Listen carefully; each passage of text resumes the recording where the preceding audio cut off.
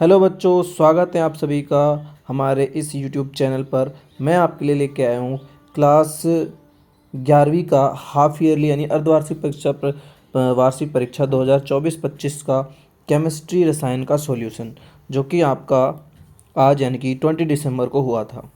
तो हम इसके बारे में डिस्कस करने वाले हैं। सभी क्वेश्चनों के हल यहाँ पर देखने वाले हैं, तो अपने हल मिलाइए, अपने आंसर चेक कीजिए कितने सही हैं और कितने गलत हैं। तो चलो स्टार्ट करते हैं आज के क्वेश्चंस। और आपका पेपर किस तरह का रहा कमेंट बॉक्स में ज़रूर बताइएगा, ठीक है। तो स्टार्ट करते हैं। देखिए फर्स्ट क्वेश्चन है जो कि एमसीक्यू क्वेश्चन है। यहाँ पर कहा गया है कि द्रव्यमान की एसआई इकाई क्या है। SI unit of mass is, तो द्रव्यमान की एसआई यूनिट जो होती है वो किलोग्राम होती है। क्या होती है? किलोग्राम। फिर देखिए परमाणु क्रमांक 24 वाले तत्व को पहचानो। Identify an element which atomic number is 24। ये क्या हो जाता है?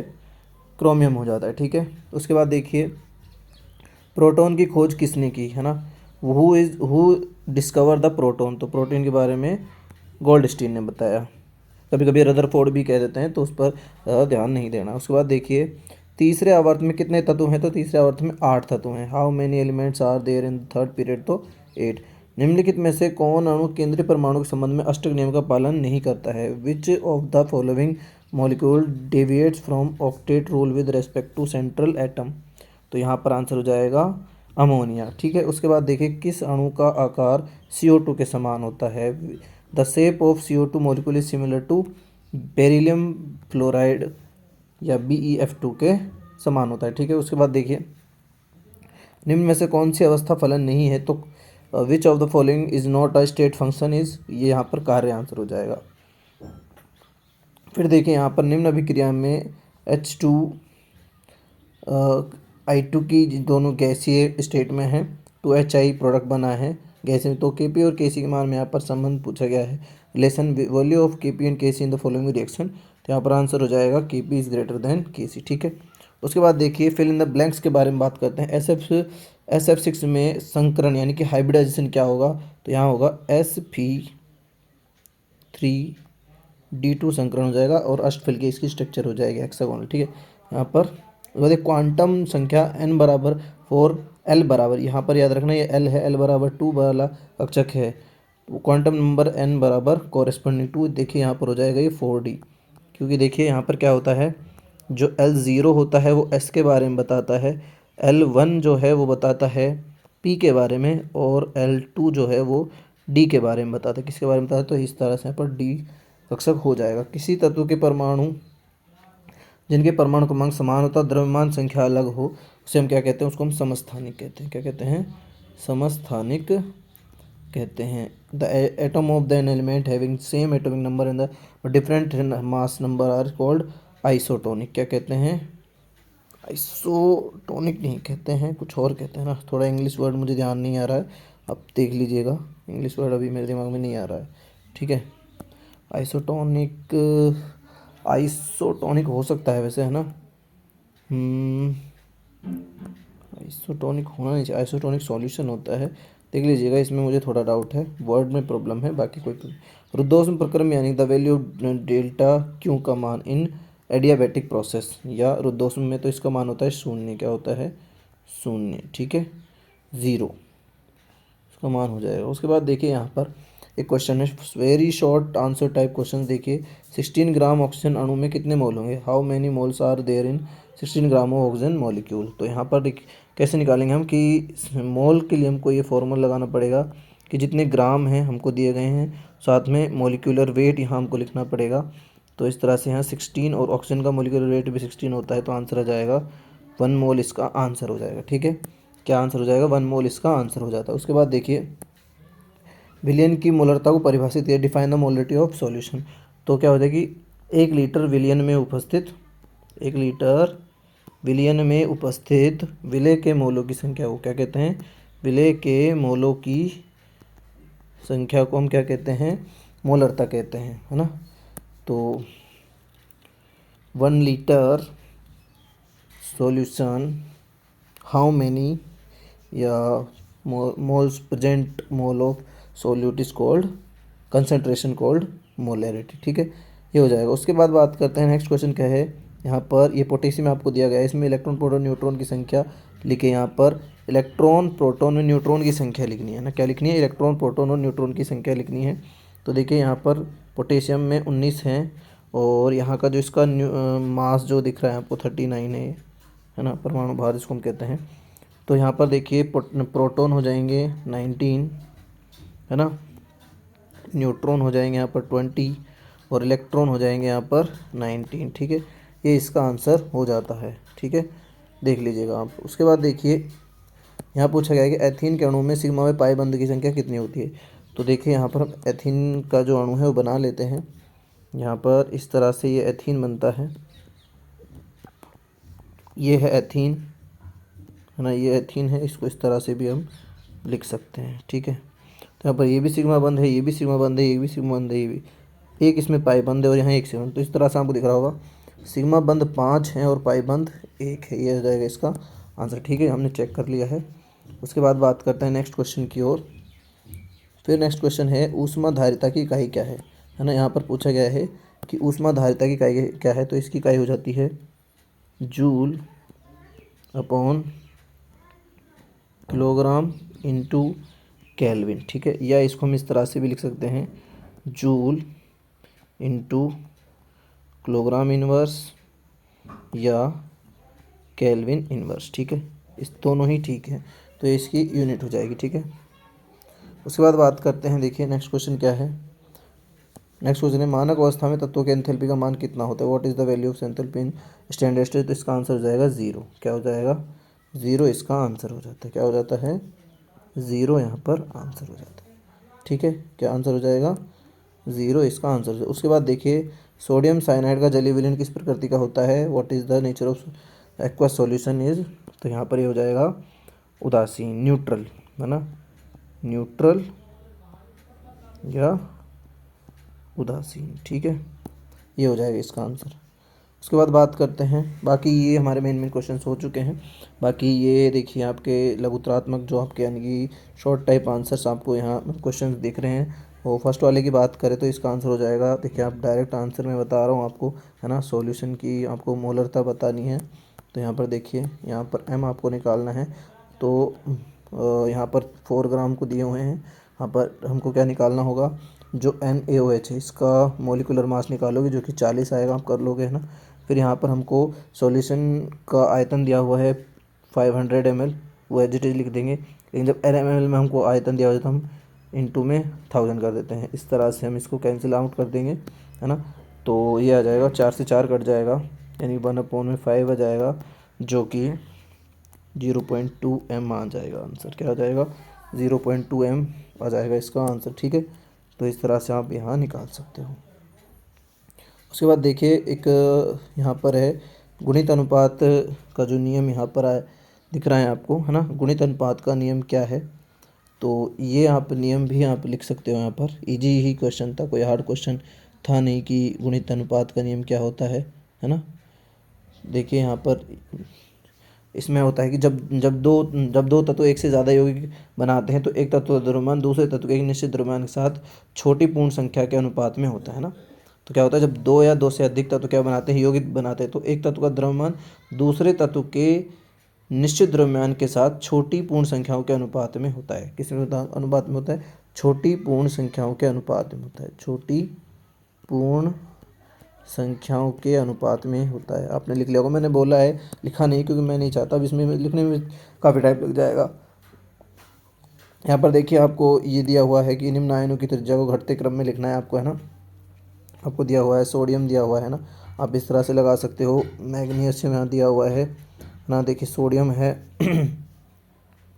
प्लस है, मैग्नीशियम +2 है, और यहाँ एल्यूमिनियम दिया हुआ है ना। एल्यूमिनियम क्या है यहाँ पर +3 है। तो इनका तो सबसे कम होगा, सोडियम का अगर हम बात करें इन तीनों में सबसे ज़्यादा होगा है ना, याद रखना सोडियम का सबसे ज़्यादा होगा। इन तीनों की बात करें एल्यूमिनियम का सबसे कम होगा है ना, एल्यूमिनियम का क्या होगा, यहाँ सबसे कम होगा। और उसके बाद एल्यूमिनियम से ज़्यादा हो जाएगा मैग्नीशियम का, मैग्नीशियम से ज़्यादा हो जाएगा सोडियम का। उसके बाद बात करें यहाँ पर तो उसके बाद हो जाएगा फ्लोरीन का है ना, किसका हो जाएगा, फ्लोरीन का।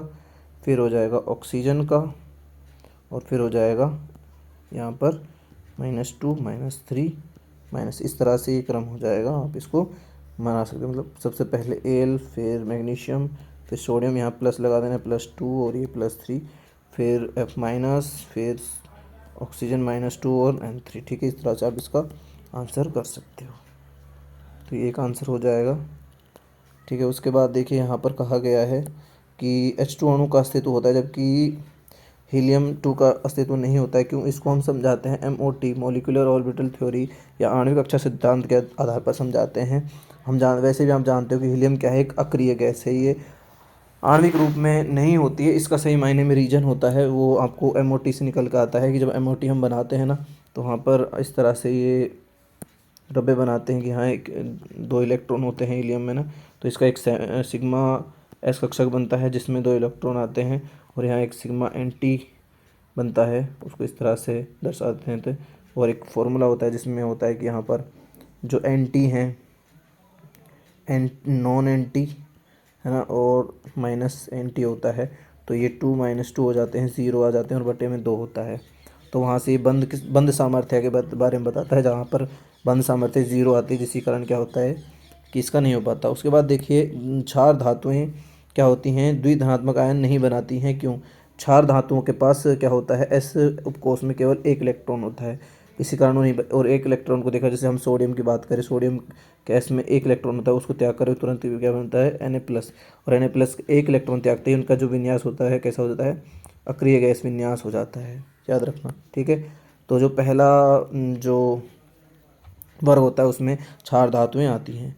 फिर देखिए यहाँ पर सिग्मा बंध पाई बंध से, ये सिग्मा बंध है ना, और पाई बंध, ये पाई बंध जो है उससे अधिक मजबूत क्यों है, तो उसका रीज़न है अतिव्यापन। इसका अतिव्यापन ज़्यादा होता है जबकि उसका अतिव्यापन कम होता है। ठीक है, ये अक्षय होता है, वो पार्श्वीय अतिव्यापन होता है, मेन रीज़न यहीं पर।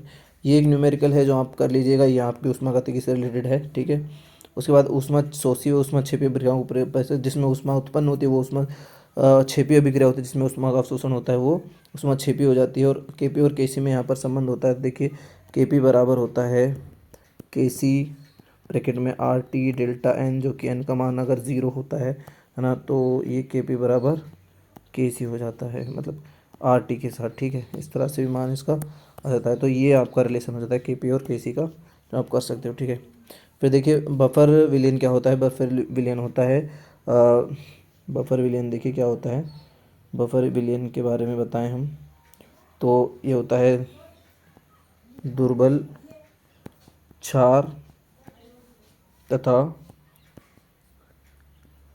उसका संयुग्मी क्षार का विलयन क्या होता है, बफर होता है।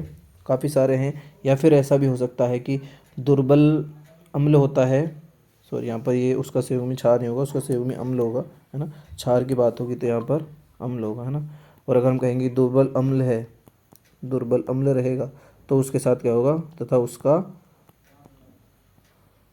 संयुग्मी क्षार होगा। ठीक है, उनका जो विलयन होता है वो बफर होता है। और इसका एक देखिए जो एग्जाम्पल हो जाता है वो देखिए, मैं आपको एक एग्जांपल बता देता हूँ। इसका होता है एसिटिक अम्ल, acetic acid and sodium acetate, sodium acetate. ठीक है, मतलब इस तरह से CH3COOH प्लस CH3COO सोडियम, ये इन दोनों का मिक्सचर क्या हो जाता है, एक बफर सॉल्यूशन बन जाता है। तो ये हो गए सभी आंसर्स। बाकी हुंड का नियम आपका इलेक्ट्रॉन भरने से रिलेटेड है कि एक सबसे पहले जो कोषों में क्या होते हैं, तो यहाँ पर कक्षक होते हैं, उनमें एक एक इलेक्ट्रॉन भरा जाता है, ना कि एक साथ 2 इलेक्ट्रॉन भरे जाते हैं। पहले एक जाएगा फिर एक जाएगा, समान ऊर्जा कक्षाओं में एक एक इलेक्ट्रॉन पहले भरे जाते हैं।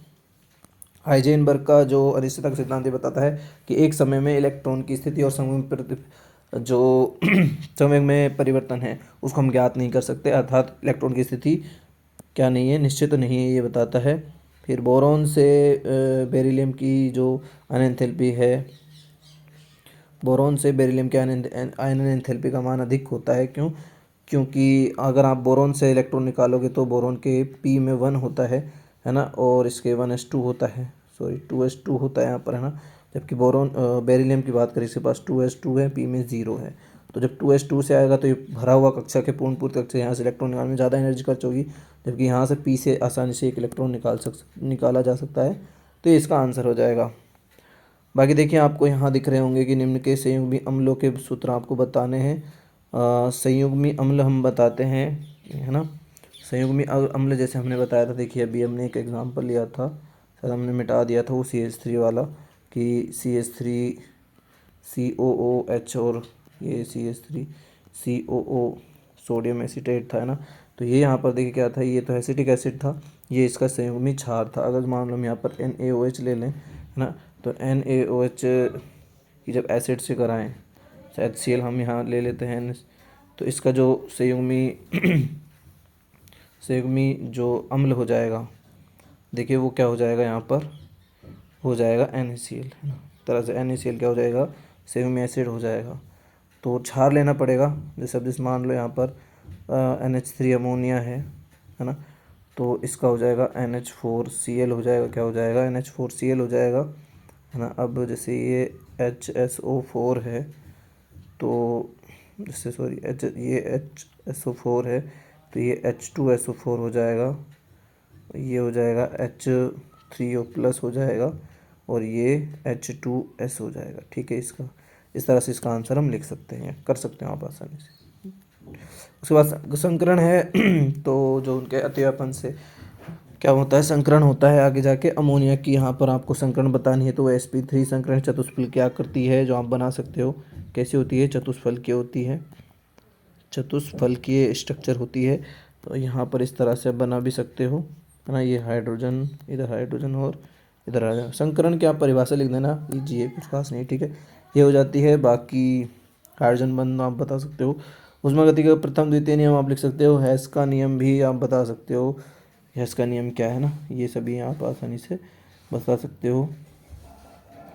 यहाँ पर ये किसी भी हैस का नियम जो होता है किसी भी रासायनिक अभिक्रिया में जो उस एंथैल्पी परिवर्तन है वो समान रहता है। क्या होता है, समान रहता है। इसके बारे में बात की गई है। बाकी ये सभी ऊष्मागति से है, दहन एंथैल्पी है, ये तुम्हारा अम्ल क्षार से रिलेटेड है। बाकी न्यूमेरिकल है, आप देख ली सताली नियम आपका साम्य अवस्था से है, ये न्यूमेरिकल। तो इस तरह से हो जाता है हमारा जो सॉल्यूशन है। मैंने कोशिश की है आपको सभी क्वेश्चनों के सॉल्यूशन कराने की, तो मुझे उम्मीद है आपको सॉल्यूशन पसंद आया होगा। अगर आपको ये आप चैनल पर पहली बार जुड़े हो तो प्लीज़ सब्सक्राइब कीजिए, बेल आइकन को दबाइए ताकि आपको नोटिफिकेशन मिलता रहे। हम जो आपकी वार्षिक पेपर है उसकी अच्छे से तैयारी करेंगे, यहाँ आपकी जो भी कमियाँ रही होंगी पर फोकस करेंगे, और काफ़ी सारी क्लासें होने वाली हैं आपके लिए। हमसे जुड़े रहने के लिए धन्यवाद।